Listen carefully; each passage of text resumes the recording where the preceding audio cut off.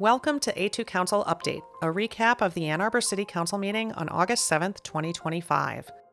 This meeting included comments and discussion about extending a contract for legal advice about city-owned parking decks at a private development, extending a contract with consultants working on the comprehensive land use plan, adopting a policy for the city's use of drones, and directing potential changes to the city's marijuana ordinance. This is the voting chart for the council meeting on August 7th, 2025. Councilmember Travis Radina from Ward 3 was absent.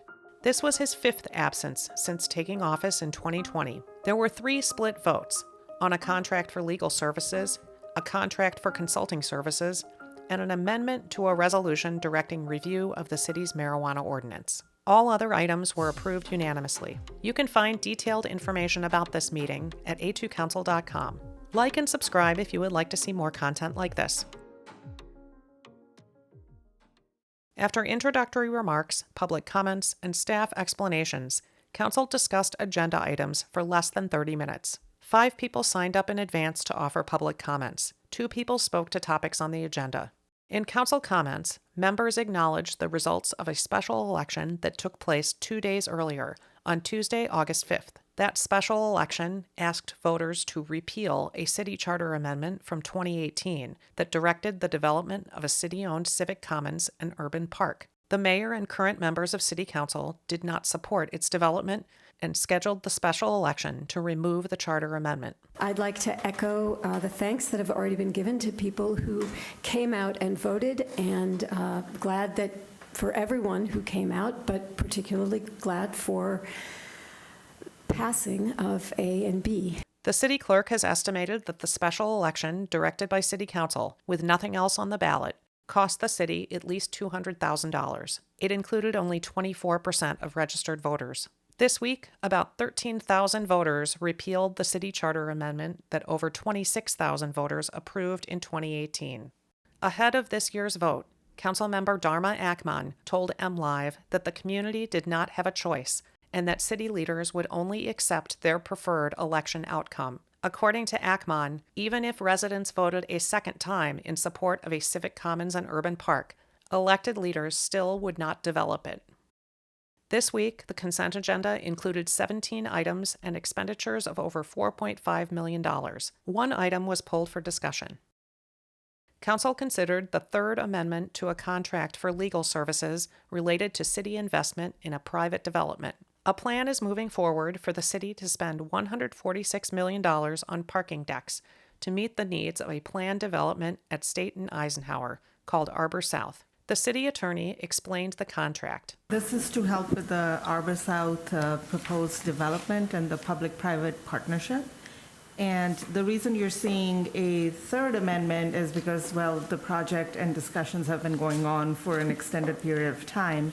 The extended period of time she referred to reaches back to July 2024, which was 4 months before City Council publicly discussed a plan for city-owned parking decks, and 8 months before City Council approved a resolution to move forward with the plan. This week, the city attorney explained more about the legal services in the contract. It has proven to be essential, really essential, to have Mr. Fazio to consult with, because frankly, Ann Arbor has not done a public-private partnership deal in the hundreds of millions of dollars.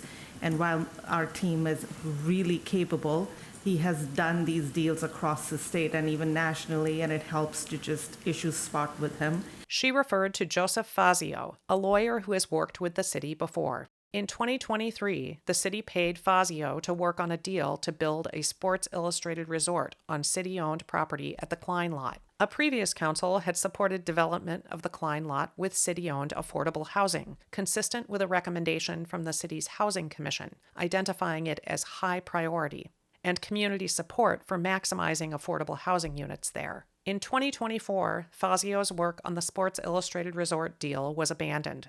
Last month, City Council held a work session to discuss other options to sell the Klein Lot for private development. This week, Council briefly discussed the contract for Joseph Fazio to work on a public-private partnership with the developers of Arbor South. But I'm not sure I can support, continued investment in this because I still have too many concerns. From talking to you and hearing more about some of the resources that your office needs, as well as the expertise, I hope that by retaining these services, that I will be able to get some of that information and answers to those questions. So that is why I will be supporting this tonight. Council's support for city participation in the Arbor South development has fluctuated. In April 2025, council members Ackman and Briggs opposed moving forward with a plan to issue public bonds to fund $146 million in parking decks at Arbor South. In June 2025, council members Ackman, Cornell, and Briggs opposed funding consultants for due diligence on the deal. In July 2025, council members Ghazi Edwin, Ackman, Cornell, and Briggs opposed the early issuance of public bonds to save financing costs for the developer. The developer of Arbor South has donated thousands of dollars to current members of City Council and the mayor. In 2024, he donated $5,000 in opposition to local campaign finance reform. A majority of council has consistently approved the plan for $146 million in city-owned parking decks at Arbor South. This week, Mayor Taylor acknowledged that the contract for legal services was a budget amendment that requires 8 votes. Looking in the direction of council members Ackman, Cornell, and Briggs, he appeared to get reassurance that the votes had been arranged and counted in advance. Observing that 8 votes are required and anticipating that there will be 3 perhaps votes opposed, that puts us at 7.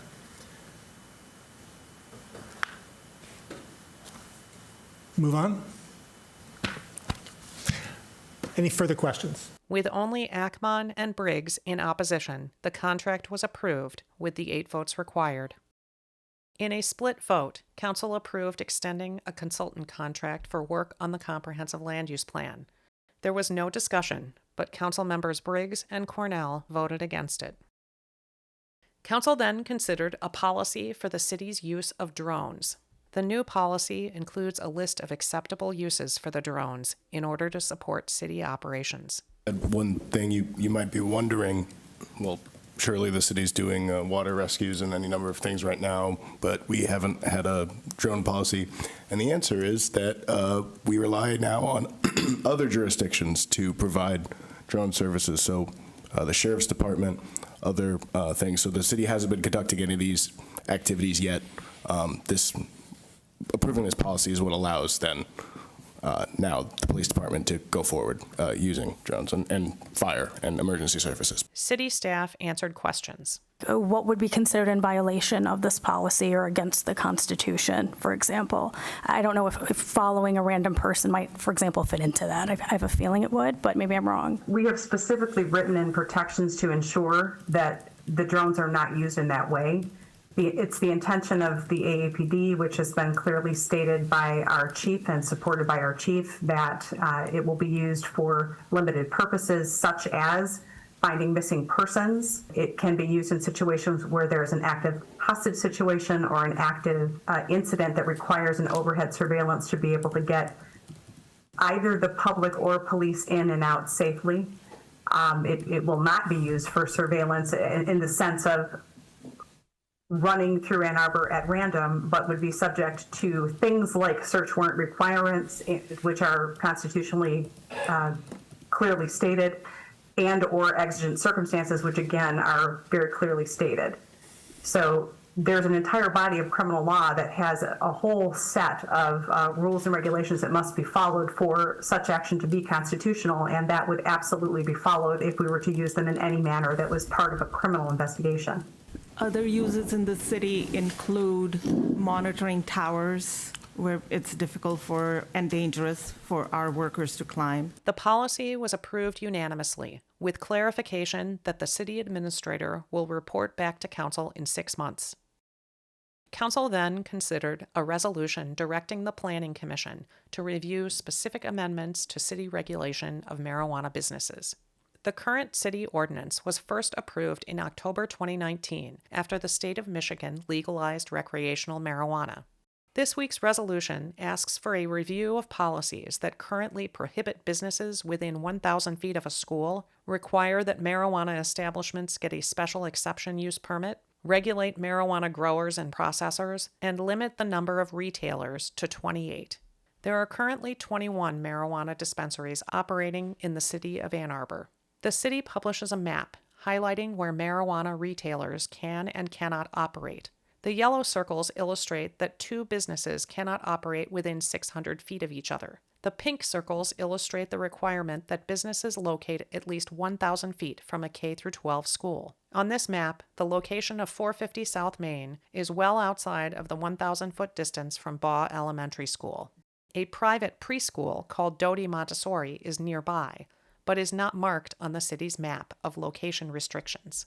This week's resolution is in response to the state of Michigan rejecting a license for 450 South Main due to its proximity to Doty Montessori Preschool. The city does not currently publicize any distance requirements around Doty Montessori because preschools and child care centers are not in the city ordinance. Earlier in the meeting, public commenters spoke on behalf of a business located at 450 South Main. Last year, we decided to purchase an existing dispensary in Ann Arbor. We knew of the strict regulatory environment and our need for extensive due diligence. Last October 30th, we received a certificate of occupancy from your city to open our dispensary. On the day after receiving this official assurance that we could operate, we executed on our business transaction, making a very large down payment, executing a multi-year lease. On March 11th, we submitted our Ann Arbor cannabis permit application with a $5,000 fee. Suddenly, out of nowhere, we were notified that we were in violation of a city ordinance and we could not open our business. Remember, a dispensary operated at this exact location for years.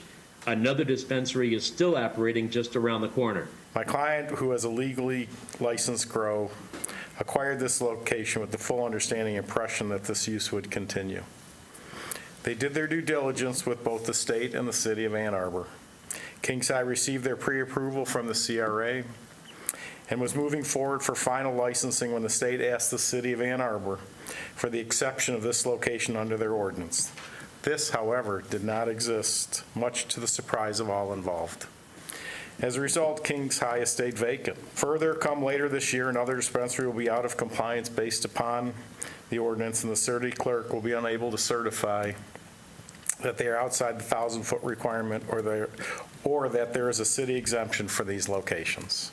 I'm also here to ask that the resolution be a quick one and not take 6 months. Council discussed the resolution. While this specific resolution asks that the Planning Commission evaluate how we regulate going forward, we heard tonight that there is an immediate need. 2 businesses in our community will not be allowed to operate in locations where businesses previously were allowed to operate. In 2019, City Council specifically considered whether or not facilities serving younger children should be included in the marijuana ordinance. An amendment that would have required businesses to locate at least 1,000 feet away from child care centers was defeated.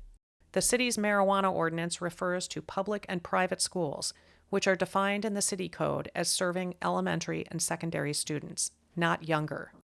City Council discussed the resolution with help from staff. So I'm wondering if Attorney Reiser can speak to whether the city can look into a temporary ordinance with a sunset clause to address specifically the distance from the Doty Montessori School so that these businesses can operate. We could have a temporary chapter with a sunset provision with something to the effect like, notwithstanding the provisions of any other chapter of the City Code of Ann Arbor, the distance requirements between the pre-existing K-12 school at 416 South Ashley shall be reduced to 250 feet with a sunset provision.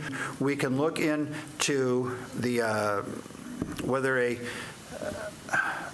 temporary or a chapter temporarily reducing the distance requirement.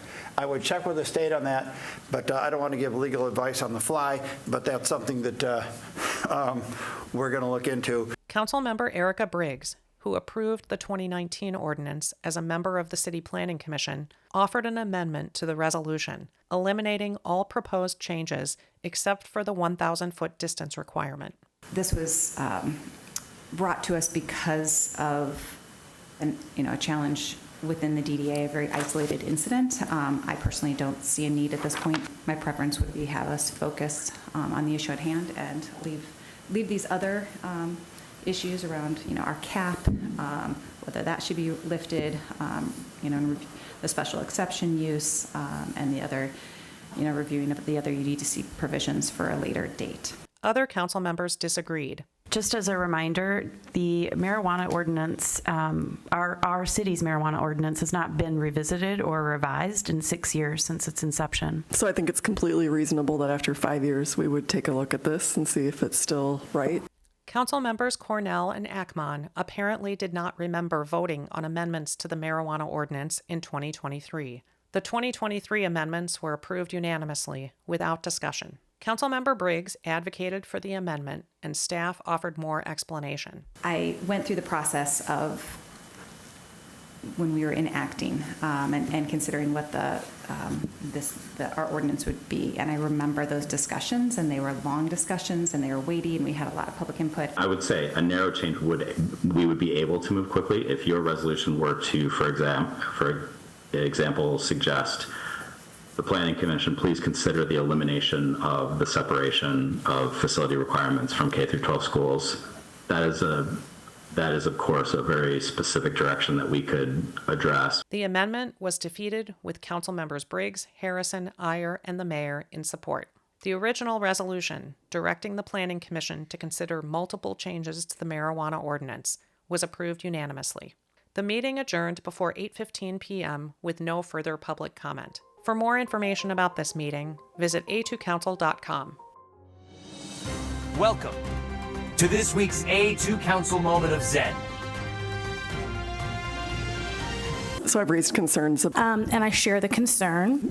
I remain concerned. That one of the things that I'm concerned about. It has me even more concerned. I also have similar kind of hesitations and concerns. I still have too many concerns. I know that residents are also concerned about. This is not a concern to them. Some of these concerns were addressed